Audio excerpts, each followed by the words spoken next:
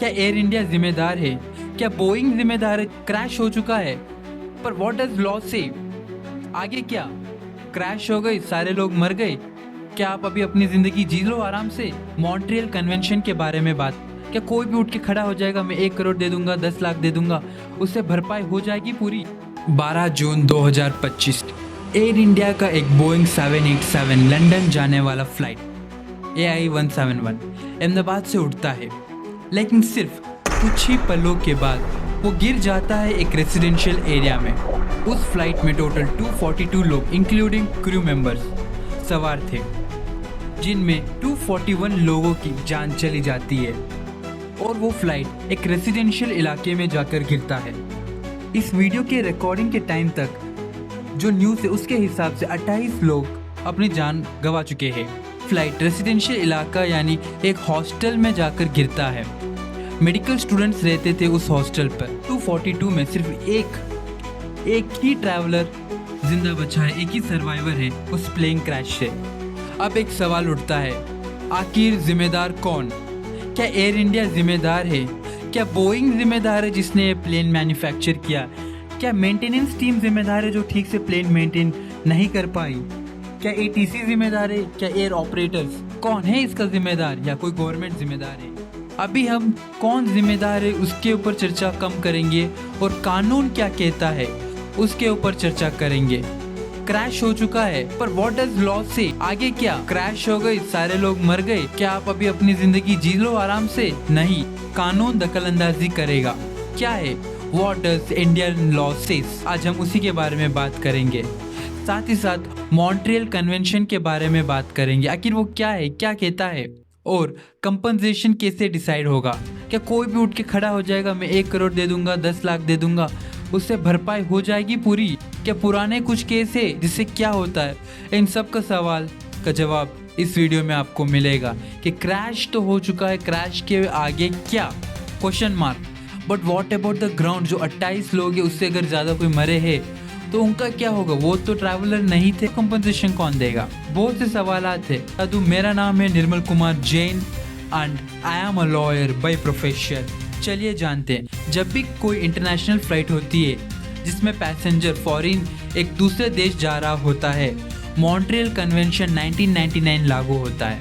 India ने इस treaty को 2009 में रेटिफाई किया था, यानी इसके लिए सहमति जाहिर की थी। इसका मतलब हर इंटरनेशनल फ्लाइट के पैसेंजर के लिए एयरलाइन की लायबिलिटी फिक्स्ड है एज पर मॉन्ट्रियल कन्वेंशन। सिर्फ लायबिलिटी नहीं, बहुत सारी चीज़ें कहता है, इन्वेस्टिगेशन कैसे होगी, क्या होगी, सब कुछ कहता है कन्वेंशन। और कन्वेंशन ये भी कहता है अगर कोई प्रूफ ना मिले तो भी उस एयरलाइन की लायबिलिटी फिक्स्ड है, जिसमें उनको कंपनसेशन देना ही होगा, भले ही उनकी गलती हो या ना हो, नेग्लिजेंस हो या ना हो। इस मॉन्ट्रियल कन्वेंशन की बदौलत 1,28,821 SDR देना होगा एयरलाइंस को। पर SDR क्या होता है? IMF द्वारा घोषित एक करेंसी मान लो। SDR basically special drawing rights कहते हैं, और 1 SDR इज इक्वल टू $1.33।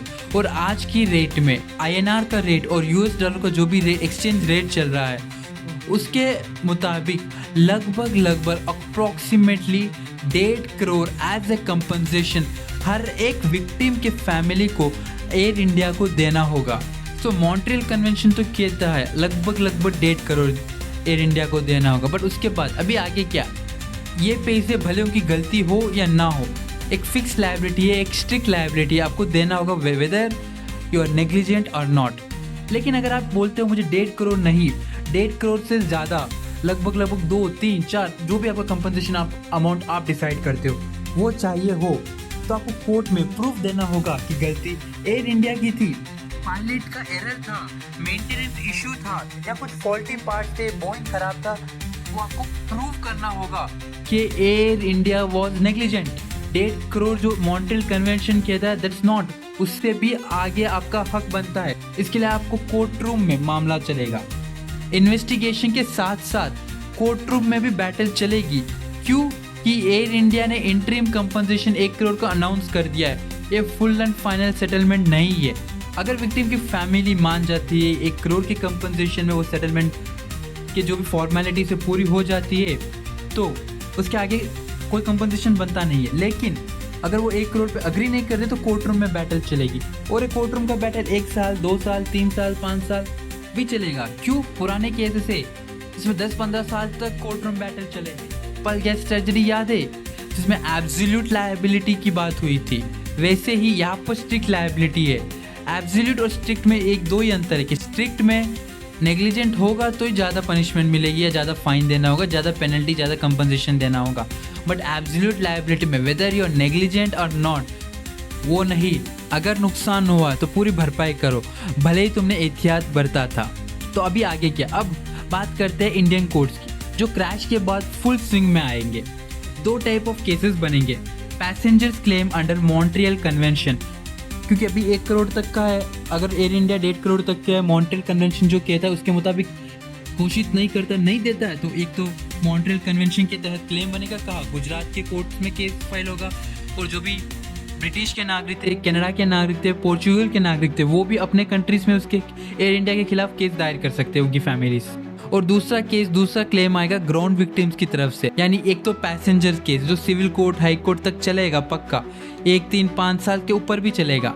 बस यही है कि compensation beyond Montreal cap, you must prove कि एयरलाइन की गलती थी, नेग्लिजेंट थे। What about ground victims?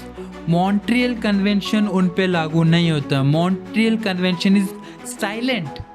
If a person who is not a passenger dies because of a crash, Montreal convention is silent. उनके पास कानूनी अधिकार नहीं है, वो कोर्ट जाएंगे टॉट के अंदर, वो बोलेंगे कि air India was negligent, nuisance फैलाया, स्ट्रिक्ट लायबिलिटी करो, क्योंकि उनकी गलती की वजह से उनके फैमिली मेंबर्स की डेथ हुई या वो घायल हुए, उनकी प्रॉपर्टी डैमेज हुई है। सिविल सूट फाइल होगा एयर इंडिया के खिलाफ, एयरपोर्ट अथॉरिटी के खिलाफ, मैन्युफैक्चरर बोइंग के खिलाफ भी फाइल हो सकता है अगर इन्वेस्टिगेशन में कोई डिफेक्ट प्रूव होता है। सो बेसिकली जिन लोगों की बिल्डिंग उड़ी, जो जैसे वो मेडिकल हॉस्पिटल जो हॉस्टल था, पूरा प्रॉपर्टी, हाँ टाटा ने अनाउंस किया कि उसके लिए काम करेंगे, वो नया हॉस्टल, नया बिल्डिंग बनाएंगे, उनके लिए भी काम करेंगे, उनको भी एक रिलीफ देंगे, जो भी मेडिकल का खर्चा है वो टाटा करेगी। पर एक थिन लाइन है, वो करेगी और क्या विक्टिम्स के फैमिली सेटिस्फाइड है? नहीं। अगर वो डिससेटिस्फाइड है और एयर इंडिया उनकी डिससेटिस्फैक्शन को सॉल्व नहीं करता है, तब केस बनेगा, उनका केस चलेगा इंडियन टॉर्ट लॉ के अंदर, और ये केस बड़ा हो सकता है। और कंपनसेशन अनाउंस करने के लिए कोर्ट्स देखेंगे प्रॉपर्टी का लॉस कितना हुआ, इमोशनल डिस्ट्रेस कितना हुआ, मेडिकल बिल्स कितना बड़ा था, लाइफ लॉन्ग ट्रोमा, एक इमोशनल, मेंटल, फिजिकल ट्रोमा कितना था, के बाद ही कोर्ट एक कंपनसेशन डिसाइड करेगा। एयर इंडिया या जो भी है, बोइंग, अगर वो अग्री नहीं करेगा तो उसके ऊपर अपील हो, इस लंबा खींचेगा। लेकिन अभी क्या हो रहा है? क्रैश के बाद सबसे पहले आती है इन्वेस्टिगेशन, कि पता चले क्यों हुआ है। इंडिया का एयरक्राफ्ट एक्सीडेंट इन्वेस्टिगेशन ब्यूरो इस इन्वेस्टिगेशन को लीड करेगा। इसके साथ Boeing, FAA America, UK, AAIB भी ज्वाइन करेगा। इस इन्वेस्टिगेशन में flight recorder, black box, cockpit के वॉइस रिकॉर्डर से पूरा ट्रूथ निकलेगा। मॉन्ट्रियल कन्वेंशन कहता है जिस दिन दुर्घटना घटती है उस दिन से 30 दिन के अंदर अंदर एक प्रिलिमिनरी रिपोर्ट दी जानी चाहिए। जहाँ तक भी इन्वेस्टिगेशन हुआ, क्या क्या भी पता चला, वो सब प्रिलिमिनरी रिपोर्ट में बताया जाएगा। और फाइनल रिपोर्ट कब तक होगी? 12 से 18 महीने तक फाइनल रिपोर्ट आ जाएगी। इसके अलावा क्या होगा? Director general of civil aviation DGCA में इशू सेफ्टी नोटिस और 787 के फ्लीट को ग्राउंडिंग कर रही है, मतलब उसको उड़ने की इजाज़त नहीं देगी। और क्रिमिनल इन्वेस्टिगेशन भी हो सकती है अगर ग्रॉस नेग्लिजेंस दिखता है, अथॉरिटीज़ को दिखता है कि एयर इंडिया या मेंटेनेंस फ्यूज जहाँ पर भी कोई ग्रॉस नेग्लिजेंट होगा तो क्रिमिनल इन्वेस्टिगेशन भी होगी। ऐसे मॉन्ट्रियल कन्वेंशन के अंडर 1.5 करोड़ तक पैसेंजर के फैमिली को मिल सकता है। हाँ, एयर इंडिया ने already 1 crore interim relief announce कर दिया है। ये इंश्योरेंस से एडजस्ट हो जाएगा। जो लोग ग्राउंड पे मरे हैं उनका कंपनसेशन कोर्ट डिसाइड करेंगे। इनकम, एज, डिपेंडेंट सब देखा जाएगा एक कैलकुलेशन के लिए। इंश्योरेंस का पूरा गेम चलेगा।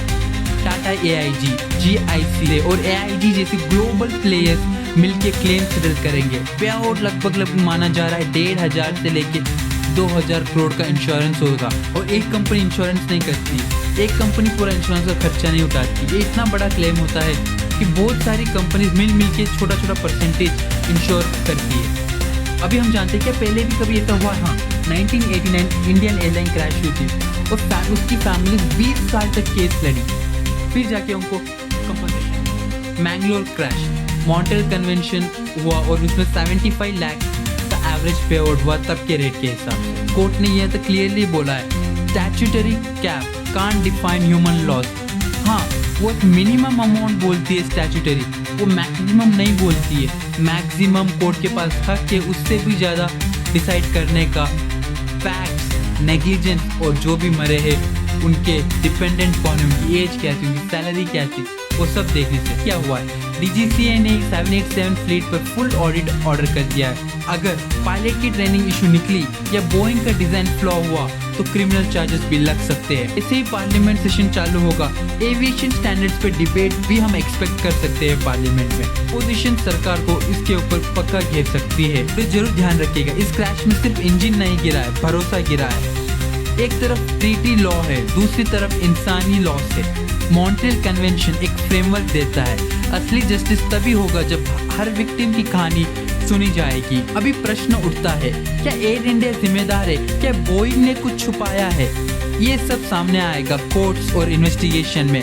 मैं हूँ निर्मल कुमार जैन और आप देख रहे हैं लॉ गार्डनर। आप बताइए, क्या 1 करोड़ का इंटरिम रिलीफ काफ़ी है? क्या ग्राउंड विक्टिम्स को भी मॉन्ट्रियल जैसा प्रोटेक्शन मिलना चाहिए? उनके लिए भी कोई कन्वेंशन, कोई कानून होना चाहिए? कमेंट में बताइए। क्या आपको लगता है जस्टिस मिलने में बहुत टाइम लगेगा, इन्वेस्टिगेशन में कुछ छुपाया जाएगा?